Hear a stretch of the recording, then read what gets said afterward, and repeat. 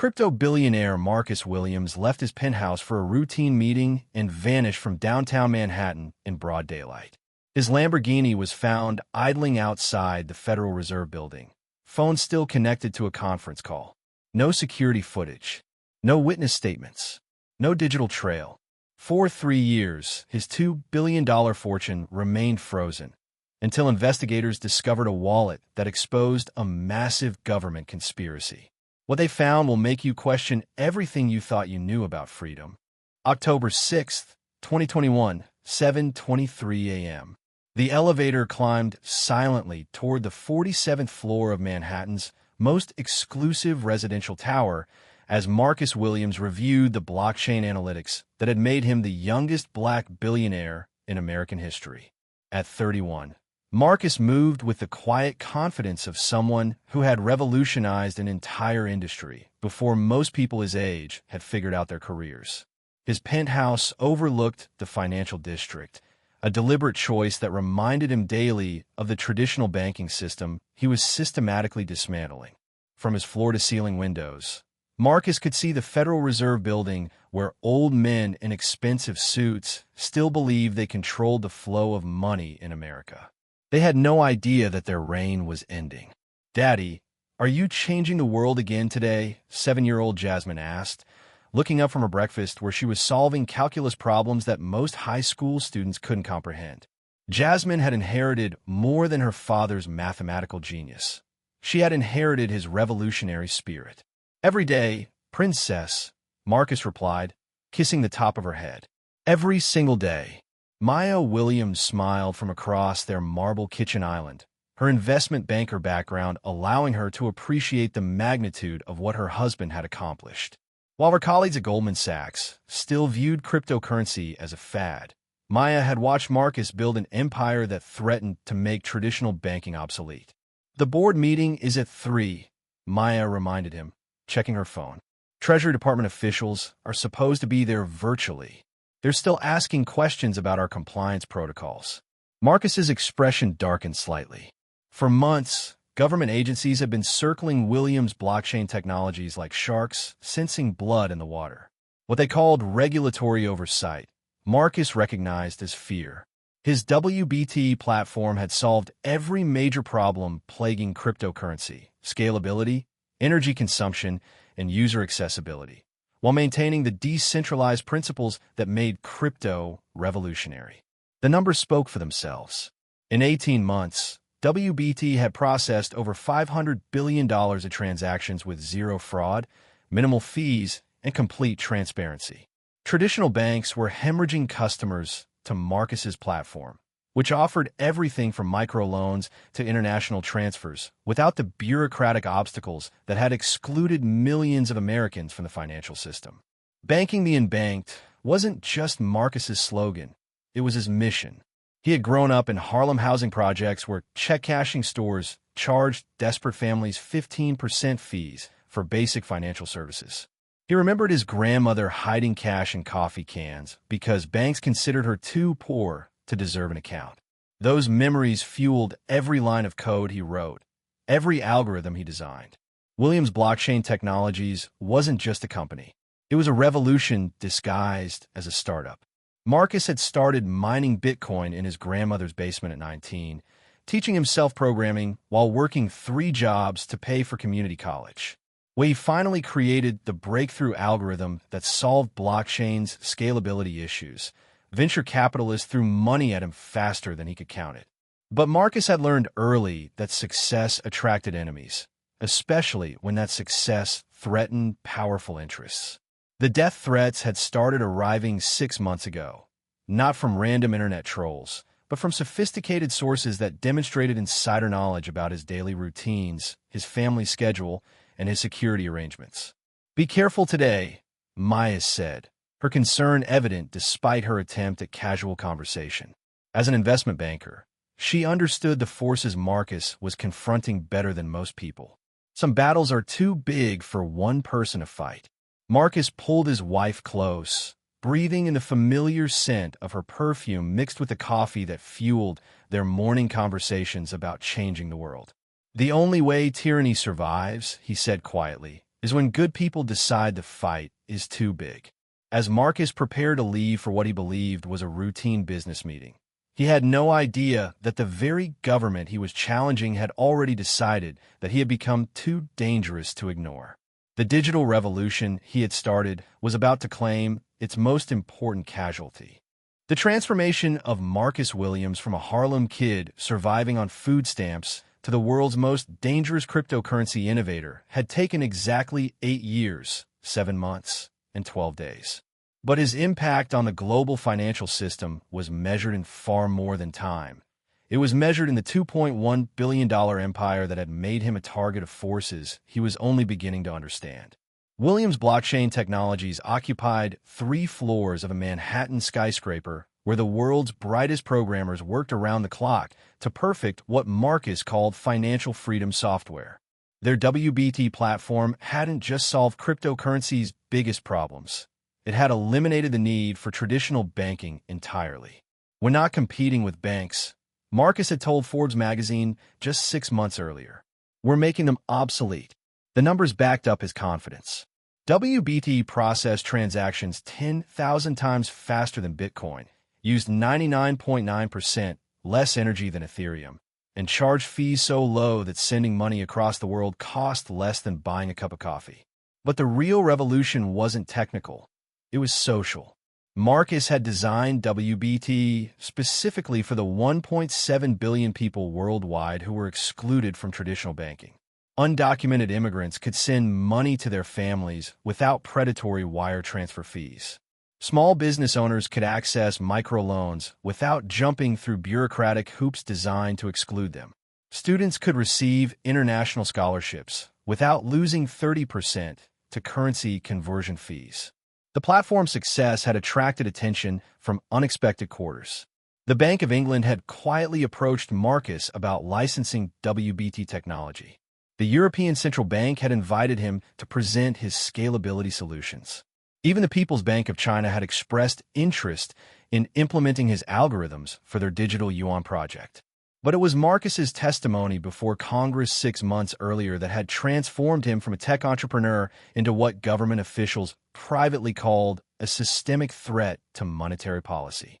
"Senators," Marcus had said, looking directly into the C-SPAN cameras that broadcast his words to millions of Americans, "you're asking me to explain why decentralized currency threatens government control.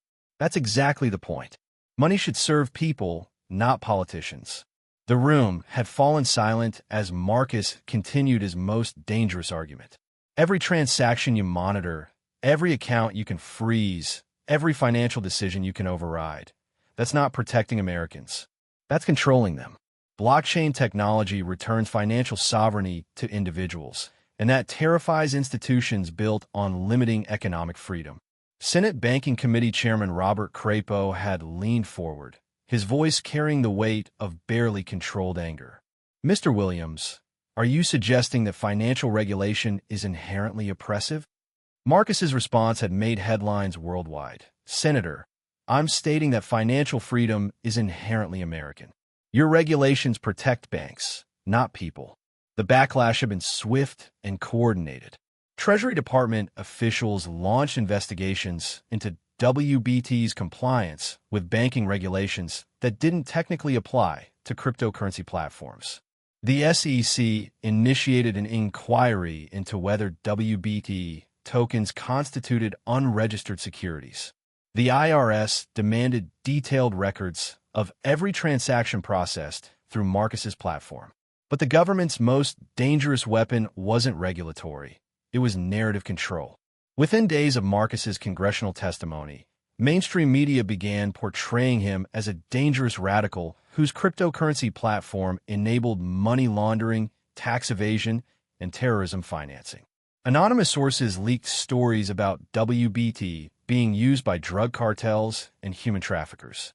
Financial news networks featured experts who claimed Marcus's technology represented an existential threat to American economic stability.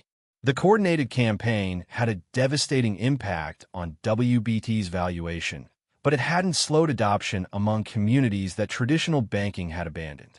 Marcus's platform continued growing by hundreds of thousands of users monthly, each new account representing someone who had chosen financial independence over institutional control. At home, the pressure was becoming personal. Jasmine's private school had received anonymous complaints about the appropriateness of admitting children from families under federal investigation. Maya's banking license had been flagged for enhanced review by regulators who refused to specify what violations they were investigating. They're not attacking the technology, Maya had observed during one of their increasingly frequent conversations about family security. They're attacking you personally because they can't defeat the idea. Marcus understood the strategy perfectly. Character assassination was easier than technical refutation. If the government couldn't prove that decentralized currency was dangerous, they would prove that Marcus Williams was dangerous instead. What Marcus didn't realize was that the character assassination was just the beginning. The government had already moved beyond discrediting him to eliminating him entirely. His revolutionary blockchain technology had crossed a line that powerful people were willing to kill to defend. The meeting request that arrived in his inbox on October 6, 2021, wasn't really a request at all. It was a summons to face judgment from forces that had already decided his fate. September 12, 2021, 2 p.m. The conference room on the 8th floor of the Federal Reserve Building contained enough government power to destabilize global markets with a single decision. But today, their target wasn't interest rates or monetary policy. Today, they were focused on eliminating the greatest threat to their control that any of them had encountered in their careers. Marcus Williams sat across from a table that included Treasury Secretary Janet Morrison, Federal Reserve Chairman Jerome Glass, SEC Commissioner Sarah Chun, and three officials whose business cards identified them only as Department of Financial Intelligence. The meeting had been described as a regulatory consultation, but Marcus recognized an ambush when he saw one. Mr. Williams, Secretary Morrison began, her voice carrying the practiced authority of someone accustomed to being obeyed. Your blockchain platform has reached a scale that requires enhanced oversight coordination between federal agencies. Marcus leaned back in his chair, studying the faces around the table. These weren't bureaucrats conducting routine compliance reviews. These were power brokers protecting their empire from an existential threat. Enhanced oversight, Marcus repeated slowly. That's an interesting way to describe what you're actually proposing. The SEC commissioner slid a thick document across the polished conference table. We're offering WBT an opportunity to partner with federal agencies in developing next-generation financial monitoring capabilities. Marcus didn't touch the document. He already knew what it contained. You want backdoor access to every wallet on my platform, he said. Real-time transaction monitoring. The ability to freeze any account instantly. Complete surveillance of everyone who uses cryptocurrency to escape your control. Chairman Glass leaned forward, his expression hardening. Mr. Williams, you seem to misunderstand the purpose of financial regulation. We're not seeking control, we're preventing chaos. Chaos. Marcus laughed, but there was no humor in the sound. You call financial freedom chaos because it threatens your monopoly on monetary policy. One of the unnamed officials spoke for the first time, his voice carrying a coldness that made Marcus's security instincts trigger every alarm bell in his head. Mr. Williams, your platform processes $500 billion annually without any government oversight. That money could be funding terrorism, drug trafficking, or foreign intelligence operations. Surely you understand our concerns. What I understand, Marcus replied, is that you've been monitoring my platform illegally for months, and you haven't found any evidence of criminal activity. So now you're demanding legal access to surveillance capabilities you've been using without authorization. The temperature in the room seemed to drop 10 degrees. Secretary Morrison's diplomatic facade finally cracked. Mr. Williams, let me be completely clear.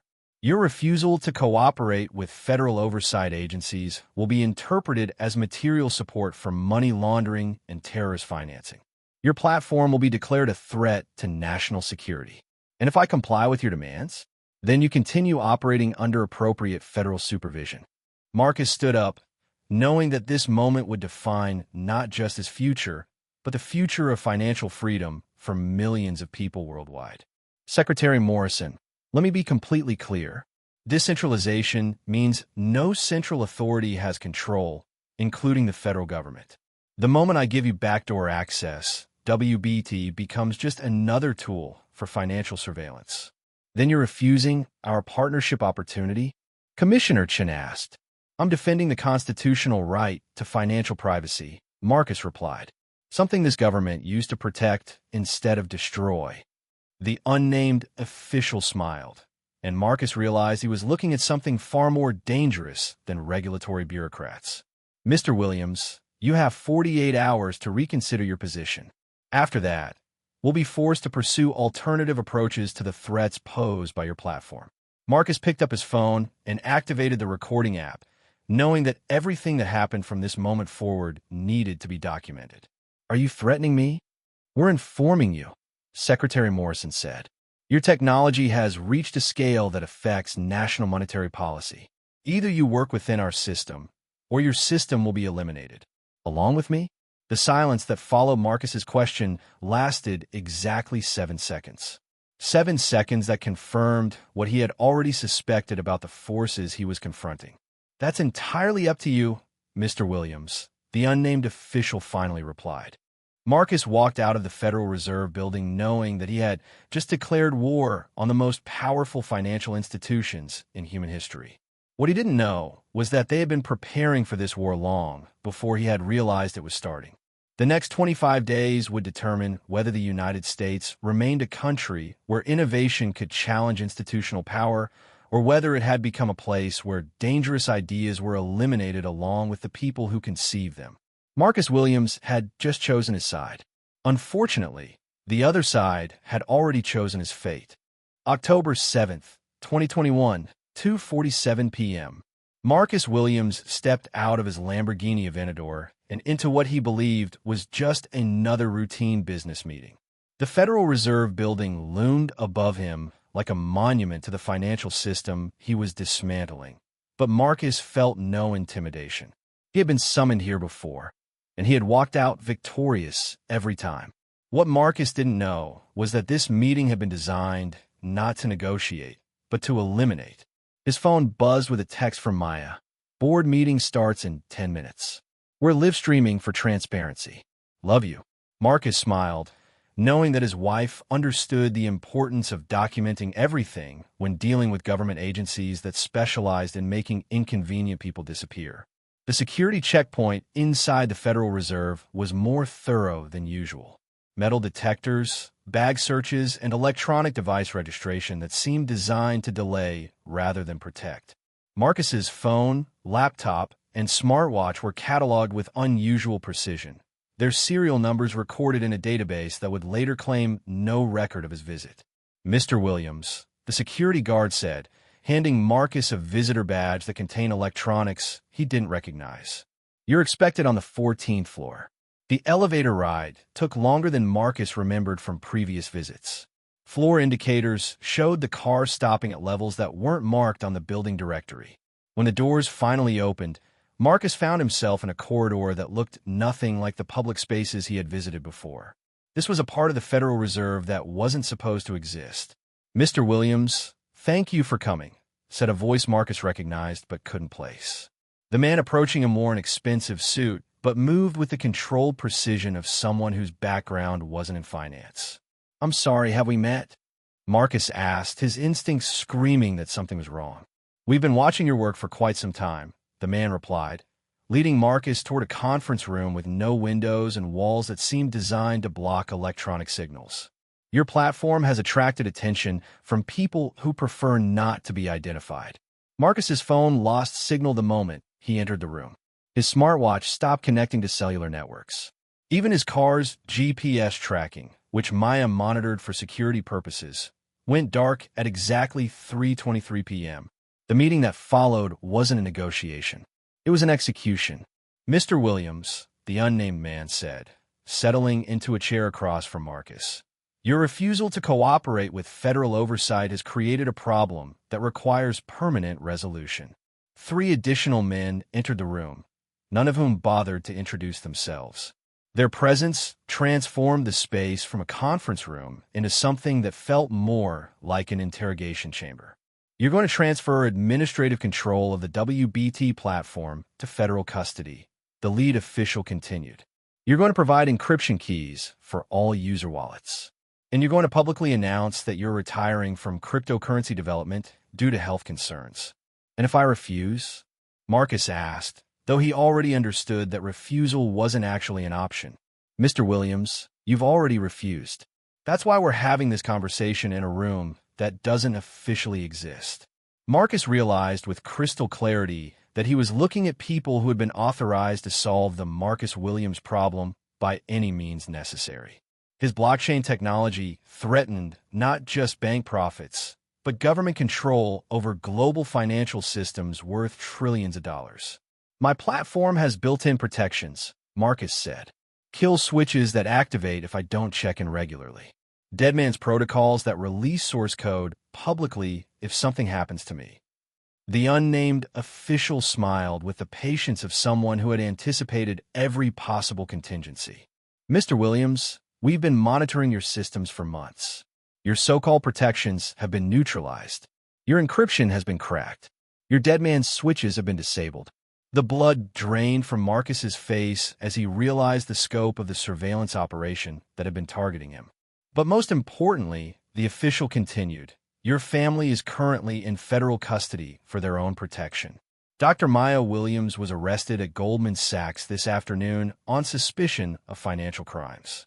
Your daughter Jasmine is being held at a secure facility until we can determine her role in your illegal activities. Marcus's world collapsed in an instant. The revolution he had started, the technology he had created, the future he had envisioned.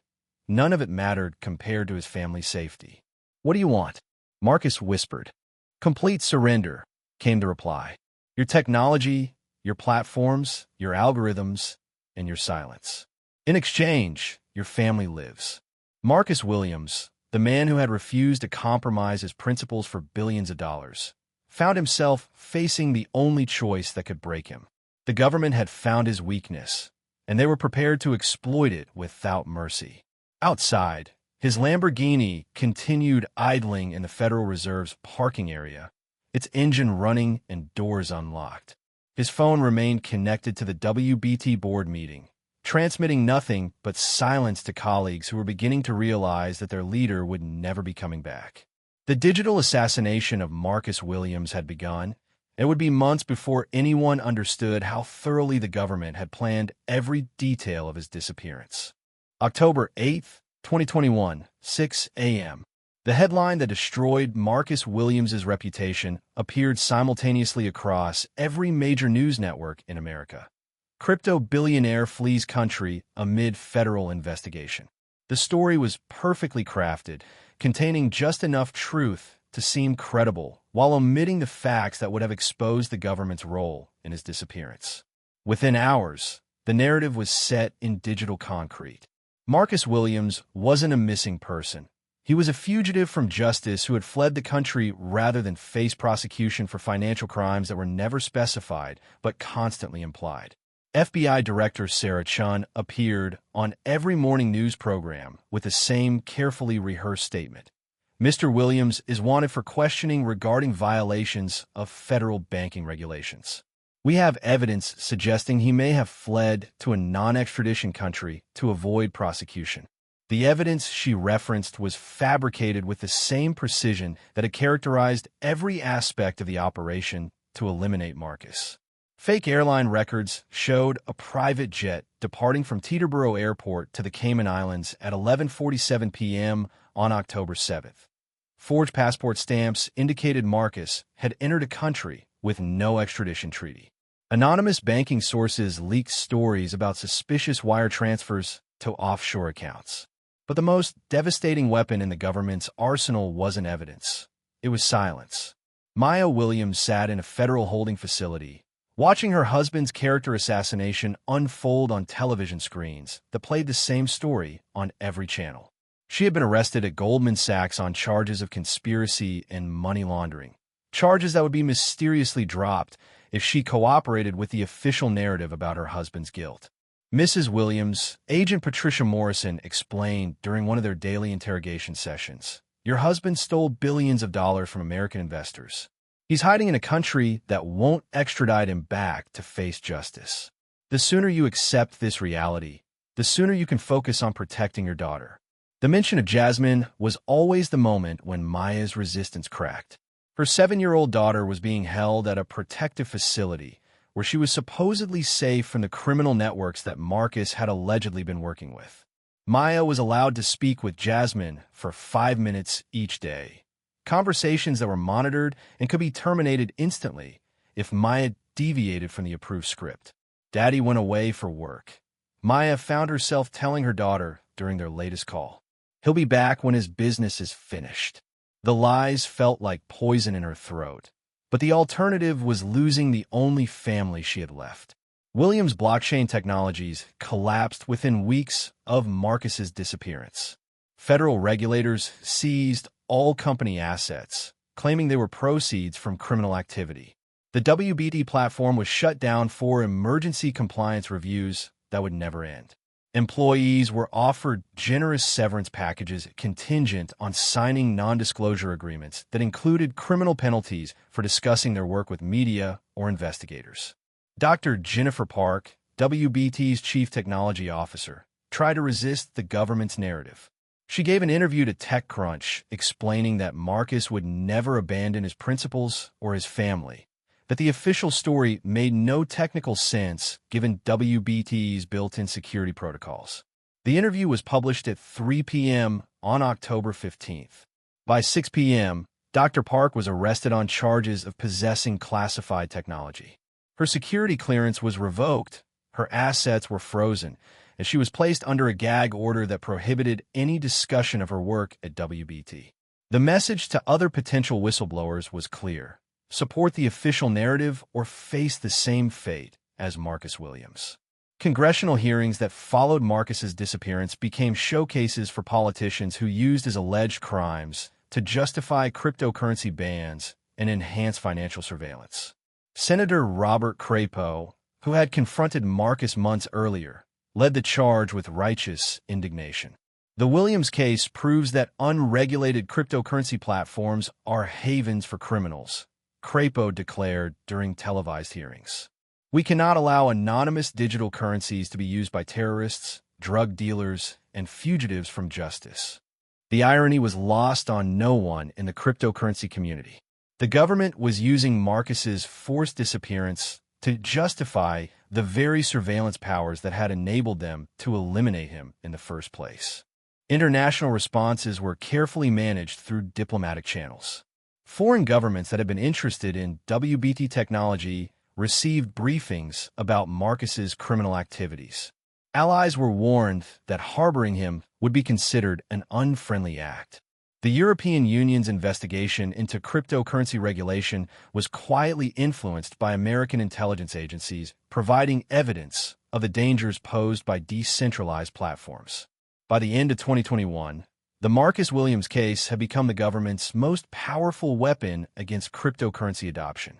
Every news story about blockchain technology included references to the fugitive billionaire who had used crypto to steal from investors and flee justice. But in secure facilities around Washington, D.C., government officials were celebrating something far more significant than a successful character assassination. They had successfully eliminated the greatest threat to federal monetary control in American history, and they had done it while making the public believe he was the criminal. The only problem with perfect operations is that they sometimes leave perfect evidence of their own existence. 3 years. That's how long the cryptocurrency community had been living with the lie that Marcus Williams was a fugitive hiding in some tropical paradise while his family suffered the consequences of his alleged crimes. But the programmers, developers, and blockchain advocates who had known the real Marcus refused to accept the government's narrative. Underground networks of anonymous developers began communicating through encrypted channels, sharing fragments of evidence that suggested Marcus's disappearance was far more sinister than anyone imagined. These weren't conspiracy theorists. They were engineers who understood that the technical details of Marcus's alleged flight made no sense. Sarah Kim, a former WBT developer who had signed a non-disclosure agreement under duress, found ways to hide messages within blockchain transactions themselves. Each coded communication revealed another piece of the puzzle that government censors couldn't detect or delete. The timing is impossible. Read one encrypted message that circulated through resistance networks. Marcus's alleged flight departure occurred 47 minutes before his last authenticated platform login. He was still managing WBT security protocols when he was supposedly fleeing the country.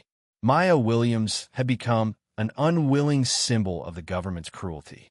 Forced to support the official narrative to protect her daughter, she appeared at carefully staged interviews where she played the role of abandoned wife seeking justice. But those who knew her recognized the subtle signals, the choice of words, the specific phrases that indicated she was speaking under duress. International pressure mounted as European privacy advocates demanded answers about Marcus's case.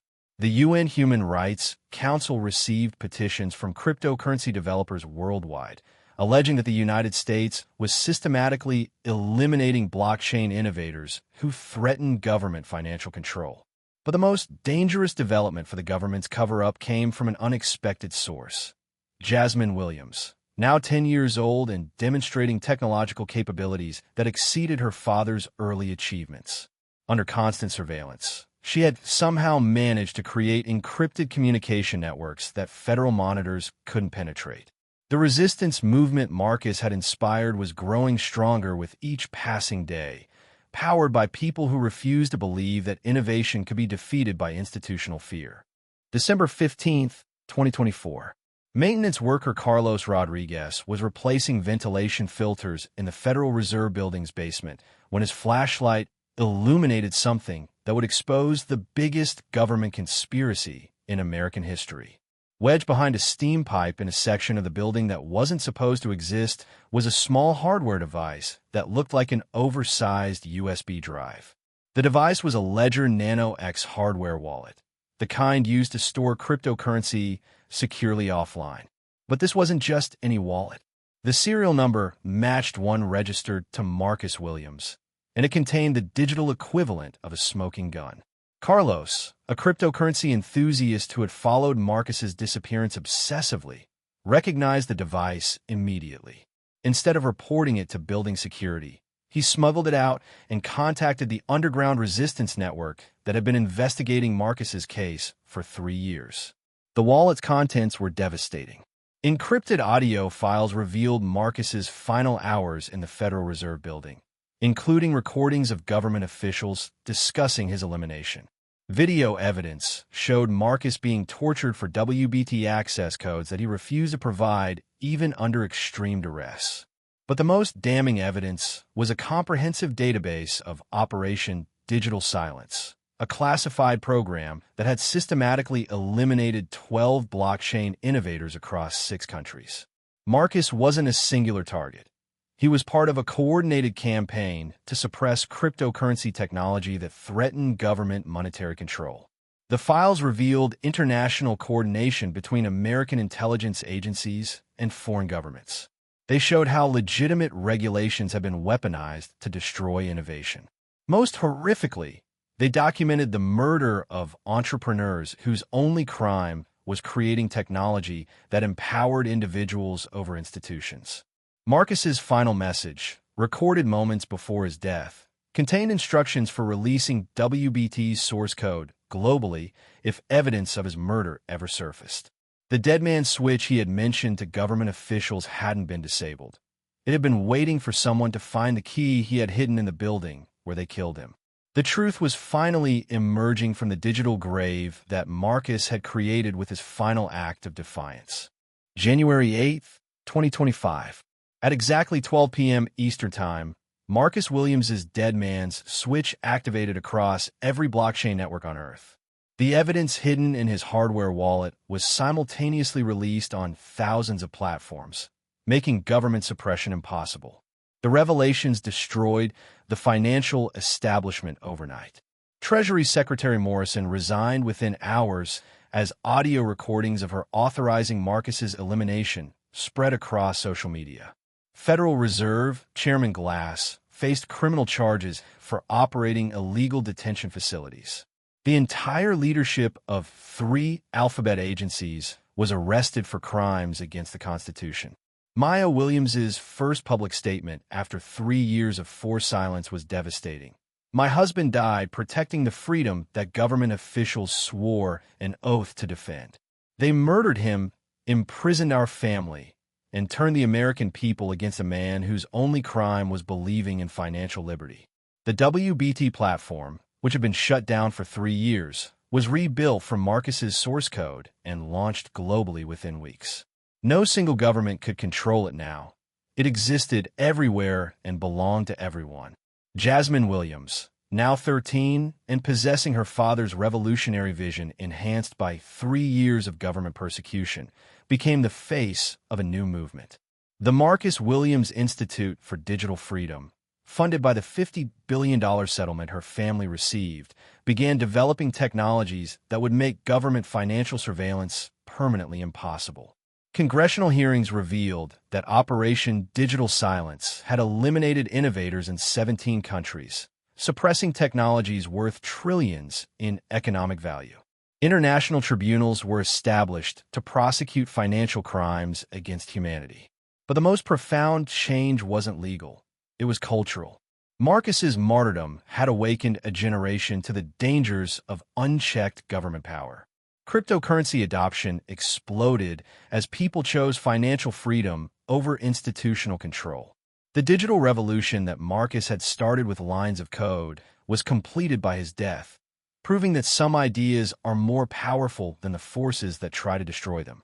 His legacy lived on in every transaction that occurred without government permission, every person who achieved financial independence, and every child who would grow up in a world where freedom was protected by mathematics rather than politicians. One crypto billionaire who trusted constitutional protections and financial freedom proved that even revolutionary innovators couldn't survive government agencies that required federal monetary control to eliminate systematic threats to institutional power. Carlos Rodriguez's basement discovery finally revealed the hardware evidence that Treasury Department officials refused to investigate. The encrypted recordings that exposed years of financial assassination programs became a testament to one maintenance worker's courage in exposing murder within our monetary system.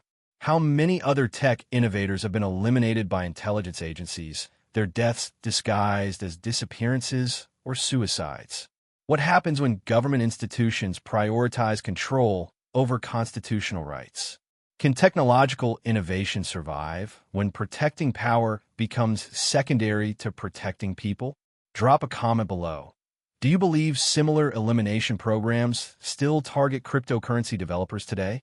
Hit subscribe for more investigations proving financial freedom threatens those who profit from monetary slavery.